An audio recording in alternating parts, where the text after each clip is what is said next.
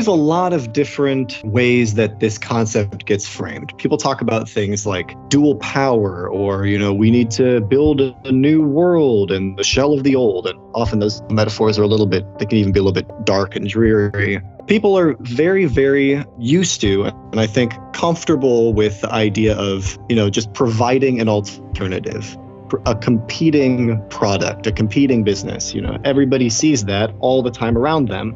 If we've got something like anarchism, which is like a series of, it's like a collection of ideas, it's a collection of beliefs, I kind of take a step back and I wonder, what is it providing for people, like on an everyday basis? If you say, hey, I agree with all these ideas, I guess I am an anarchist or a socialist or a capitalist or whatever it is, just by agreeing with the ideas, it's like, what is that system of ideas providing for you? Mm-hmm. And people can see all around them, including us, like I include us in those people. We see all around us the things that capitalism provides for us. And we're very used to how it works. We've got a lot of practice with it.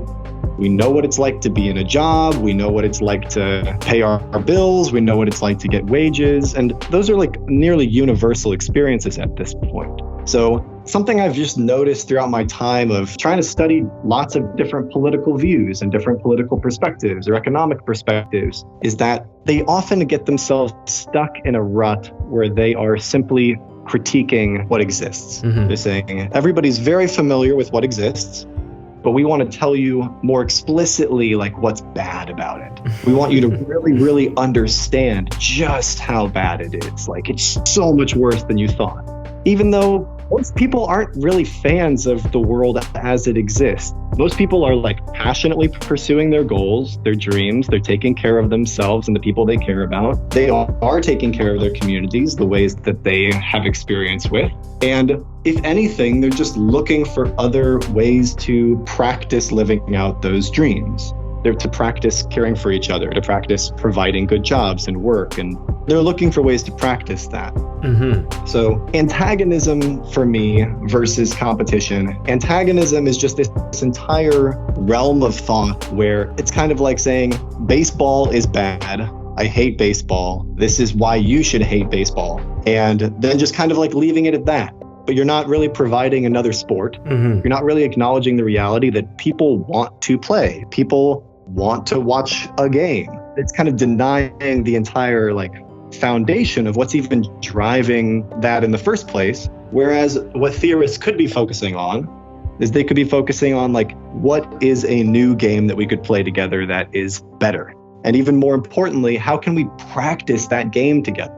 We talk a lot about things like democracy and equality, but it's not like anybody's a fan of hierarchy, really, except for people that are on the top and are like maniacs. People don't practice hierarchical relationships in their lives because they're fans of hierarchy.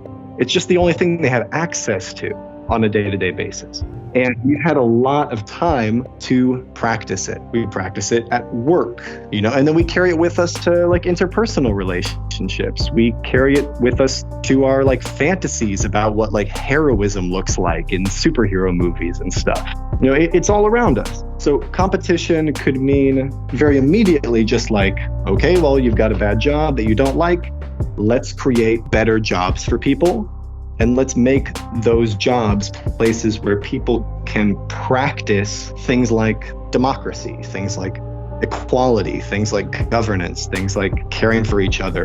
We need to have spaces to practice that. And I think this is one of the big misunderstandings about like what I would call like revolutionary movements, is that revolutionary movements kind of expect that everybody knows how to be democratic, that everybody knows how to be equal, that everybody knows how to make decisions collaboratively. But we have so little practice doing that, especially doing it in like a consistent, structured, reproducible way, as you might find in the cooperative movement.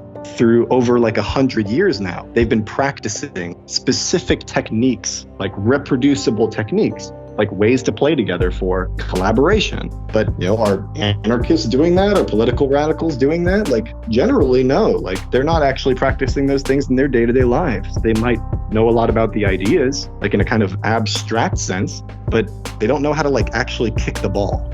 So for me, this comes down to a personal thing.